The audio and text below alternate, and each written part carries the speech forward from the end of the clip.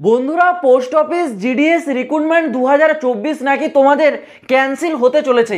GDS ভর্তি 2024 তোমাদের cancel হতে চলেছে, এই রকমই কিন্তু নিউজ আসা শুরু করে দিয়েছে সারা সোশ্যাল মিডিয়া জুড়ে। তোমরা অনেক দিন ধরেই দেখছো সারা সোশ্যাল মিডিয়া জুড়ে যেই কথাটা উঠছিল যে জিডিএস এর ভ্যাকেন্সি নাকি ক্যান্সেল হতে চলেছে, তো সেই রকমই একটা খবর উঠে আসছে যে জিডিএস এর রিক্রুটমেন্ট নাকি এইবার 2024 সালে যেটা জারি করা হয়েছে সেটা নাকি ক্যান্সেল করা হবে। এবং তোমরা জানো জিডিএস এর যে প্রথম মেরিট লিস্ট অলরেডি জারি হয়ে গেছে, এরপর নাকি আর কোনো রকম মেরিট লিস্ট প্রকাশিত হবে না, এইরকম খবর কিন্তু সারা সোশ্যাল মিডিয়াতে জুড়ে আসছে।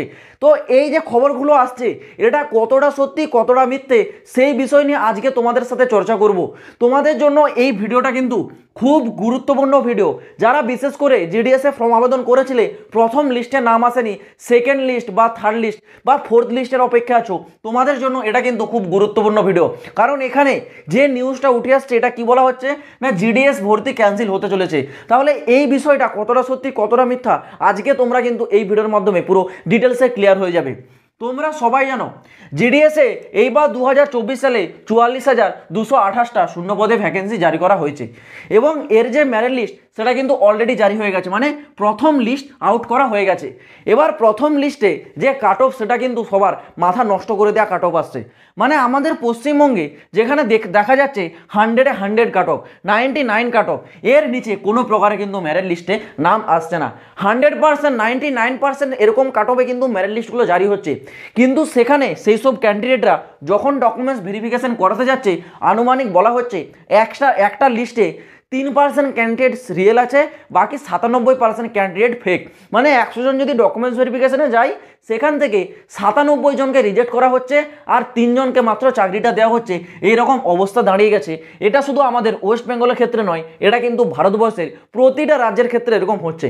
কিন্তু সমস্ত ধারণা তখন মানুষের চেঞ্জ করে দিয়েছে যখন এই নর্থ ইস্টের লিস্ট আউট করেছে।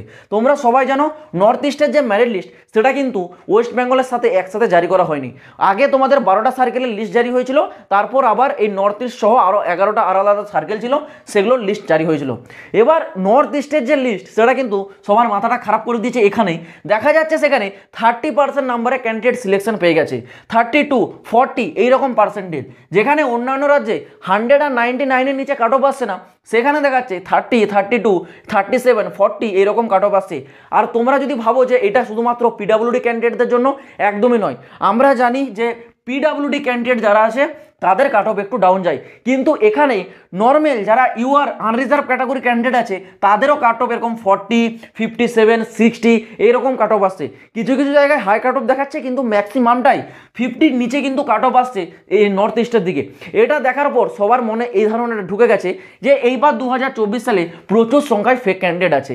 এই জিনিসটা তো একেবারে রিয়েল যে 2024 সালের জিডিএস রিক্রুটমেন্টে ফেক ক্যান্ডিডেট প্রচুর পাওয়া গেছে এবং জিডিএসে কিন্তু ফ্রডবাজি প্রচুর হচ্ছে।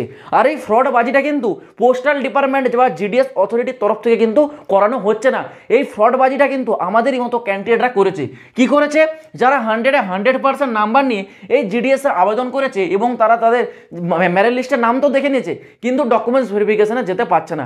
কারণ এইবার ডকুমেন্টস ভেরিফিকেশনে তো আবার একটা নতুন মেথড এড করেছে, এসডিভি মেথড, ঠিক আছে, যেখানে তোমাদের ডিটেলসের ডকুমেন্টসটা ইন্সপেকশন করানো হবে।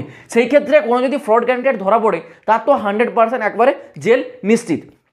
এবার যদি বলে রাখি তোমাদের ভ্যাকেন্সি ক্যান্সেলেশনের এই যে খবর, এটা বিশেষ করে ইউটিউবে তোমরা এই খবরটা কিন্তু প্রচুর দেখেছো যে জিডিএস এর ভর্তি ক্যান্সেল হতে চলেছে, এরপর জিডিএস এর আর কোনো প্রকার মেরিট লিস্ট জারি হবে না। তো এক কথায় বলে রাখি, জিডিএস এর যে রিক্রুটমেন্টটা 2024 সালে জারি হয়েছে এটা কোনো প্রকার তোমাদের ক্যান্সেল হচ্ছে না। যারা এই ধরনের খবরগুলো পৌঁছাচ্ছে বা এইসব খবরগুলো যারা ছড়াচ্ছে তারা কিন্তু সম্পূর্ণ ভুল কথা বলছে। তারা কেবলমাত্র এটা কিন্তু জাস্ট ক্যান্ডিডেটকে ভ্রম, মানে মনের মধ্যে একটা ভ্রম জন্মানোর জন্য এইরকম কিন্তু খবরগুলো দিচ্ছে। জিডিএস এর যে রিক্রুটমেন্ট সেটা কিন্তু ক্যান্সেল হবে না। রিক্রুটমেন্ট অলরেডি জারি হয়ে গেছে, প্রথম লিস্টও জারি হয়ে গেছে, এরপর সাপ্লিমেন্টারি লিস্টও জারি হবে। এই নিয়ে তোমাদের কোনো টেনশন করতে হবে না, রিক্রুটমেন্ট তোমাদের ক্যান্সেল হবে না।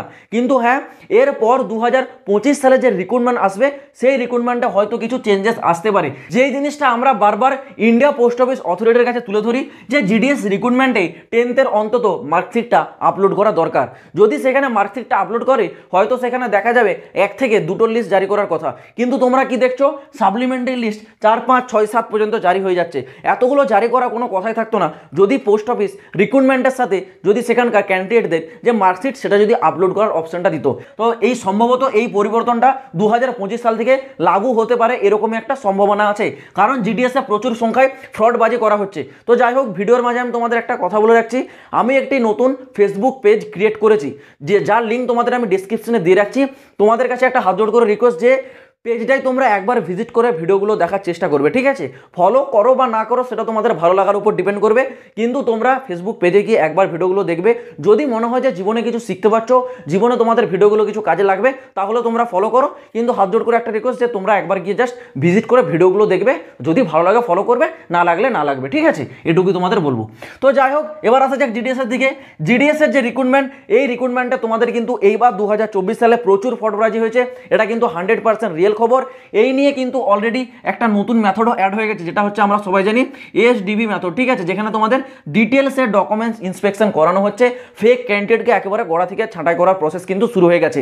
তো এই জিনিসটা খুবই ভালো, কিন্তু এর সাথে সাথে যদি পোস্ট অথরিটি প্রথম থেকে জিডিএস রিক্রুটমেন্টের সময় যদি মার্কশিট ওটা যদি আপলোড করার অপশন থাকতো, হয়তো এই মেথডটা লাগু করার কোনো কথাই আসতো না, কারণ সেখানে যেহেতু মার্কশিট আপলোড করতে হবে, সেহেতু সেখানে অরিজিনাল ক্যান্ডিডেটরা আবেদন করতে পারবে, ফেক ক্যান্ডিডেটরা তো আবেদন করতে পারবে না যদি সেই অপশনটা থাকতো। কিন্তু যাই হোক, সেই অপশনটা যেহেতু নেই, এখন তোমাদের এরকম অবস্থার একটা মানে পরিস্থিতির একটা সম্মুখীন হতে হয়েছে। জিডিএসের যে ভর্তি ক্যান্সেল, এই যে নিউজ, এটা কিন্তু সম্পূর্ণ ফেক নিউজ। জিডিএসের ভর্তি ক্যান্সেল হচ্ছে না। যদি বলে রাখি রেজাল্টের কথা, এরপরেও তোমাদের রেজাল্ট জারি হবে। এরপরে তোমাদের আসবে কি সেকেন্ড লিস্ট, তারপর আসবে তোমাদের থার্ড লিস্ট, তারপর আসবে তোমাদের ফোর্থ লিস্ট, তারপর আসবে তোমাদের ফিফথ লিস্ট। এই 5টা লিস্ট কিন্তু পুরো কনফার্ম আছে, ঠিক আছে? 5 নম্বর পর্যন্ত লিস্ট কনফার্ম আছে। আর এই লিস্টগুলি জারি করার যে লাস্ট ডেট আছে সেটা তোমরা সবাই জানো, 31 ডিসেম্বর, ঠিক আছে? 31 ডিসেম্বর 2024 পর্যন্ত যতগুলো লিস্ট জারি হওয়ার, সমস্ত লিস্ট কিন্তু জারি হয়ে যাবে। যদি বলে রাখি ফার্স্ট লিস্ট তোমাদের আউট হয়ে গেছে, সেকেন্ড লিস্ট তোমাদের কবে আসতে পারে, তাহলে তোমাদেরকে একটু ডকুমেন্টস ভেরিফিকেশনের ডেটের দিকে যেতে হবে। জিডিএসের আমাদের ওয়েস্ট বেঙ্গলের যে লাস্ট আছে ডকুমেন্টস ভেরিফিকেশনের ডেট, সেটা তোমরা জানো আছে কত, 3 সেপ্টেম্বর, ঠিক আছে? 3 সেপ্টেম্বর 2024 পর্যন্ত কিন্তু এখানে ডকুমেন্টস ভেরিফিকেশনটা চলবে। সেই অনুযায়ী তোমাদের যে সেকেন্ড মেরিট লিস্ট, এটা আমি ফার্স্ট মেরিট লিস্টের ডকুমেন্টস ভেরিফিকেশনের লাস্ট ডেট বললাম, এই অনুযায়ী তোমাদের যে সেকেন্ড লিস্ট, ঠিক আছে, সেকেন্ড লিস্টটা জারি হওয়ার যে ডেট আছে সেটা তোমাদের আমি বলে রাখছি। দেখো, সেকেন্ড লিস্ট তোমাদের জারি হতে পারে কত, 8 থেকে 9 সেপ্টেম্বর, ঠিক আছে? 8 থেকে 9 সেপ্টেম্বরের মধ্যে তোমাদের যে সেকেন্ড লিস্ট সেটা তোমাদের আসতে পারে, কারণ এখানে যেহেতু আছে তোমাদের 3 সেপ্টেম্বর এখানে ফার্স্ট ডকুমেন্টস ভেরিফিকেশনের লাস্ট ডেট। তারপর জিডিএস মানে পোস্ট অথরিটি একটু টাইম নেয় ভ্যাকেন্সিগুলো কাউন্ট করার জন্য, কতজন এখানে অ্যাকসেপ্ট হলো বা কতজন এখানে রিজেক্ট হলো, সেইগুলো কাউন্টিং করার পর তারপর তোমাদের সেকেন্ড মেরিট লিস্ট জারি করবে। সেকেন্ড মেরিট লিস্টটা তোমাদের আনুমানিক জারি হতে চলেছে কত না, 8 থেকে 9 সেপ্টেম্বর। যদি ম্যাক্সিমাম বলি তাহলে এখানে 15 সেপ্টেম্বর যেতে পারে, কিন্তু এটা অধিক হয়ে যাচ্ছে, ঠিক আছে? এটা অধিক হয়ে যাচ্ছে, এটা এতদিন কিন্তু যাবে না। আমি যদি বলে রাখি মিনিমাম তোমাদের কিন্তু 8 থেকে 9 সেপ্টেম্বরের মধ্যে কিন্তু সেকেন্ড মেরিট লিস্ট আসবে। আর যারা এই ধরনের খবর তোমাদেরকে দিচ্ছে, আমি একটা কথা বলবো, এই খবরে কেউ বিশ্বাস করবে না। জিডিএস এর ভর্তি ক্যান্সেল হচ্ছে না, জিডিএস এর ভর্তি যেমন আছে সেরকমই চলবে। জিডিএস এর ভর্তিতে বর্তমানে যেহেতু ফেক ক্যান্ডিডেটের সংখ্যা বেশি, সেই কারণে এই ধরনের নিউজগুলো আসছে। আর এটা 100% রিয়েল যে জিডিএস এ এবার প্রচুর সংখ্যায় ফেক ক্যান্ডিডেট আবেদন করেছে। আর এই জিনিসটা আমরা গত কয়েক বছর ধরে দেখে আসছি। এই কারণে হয়তো জিডিএস যে রিক্রুটমেন্ট, সেই রিক্রুটমেন্টের ওপর ম্যাক্সিমাম ক্যান্ডিডেটের যে আশা ভরসা থাকতো, সেই ভরসাটা এখন আমরা দেখতে পাচ্ছি না, কারণ এখানে ফেক ক্যান্ডিডেট প্রচুর হয়ে গেছে।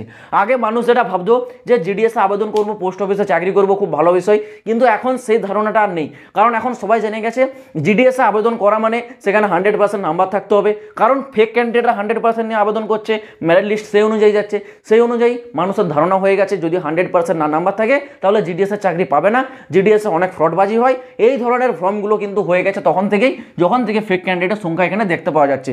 তো আশা করছি আমি তোমাদের পুরো বিষয়টা বোঝাতে পারলাম। তো চলো বন্ধুরা, আজ ভিডিওটা এই পর্যন্ত, দেখা হচ্ছে আবার পরের ভিডিওতে নতুন কোনো আপডেটের সাথে। জয় হিন্দ, বন্দে মাতরম।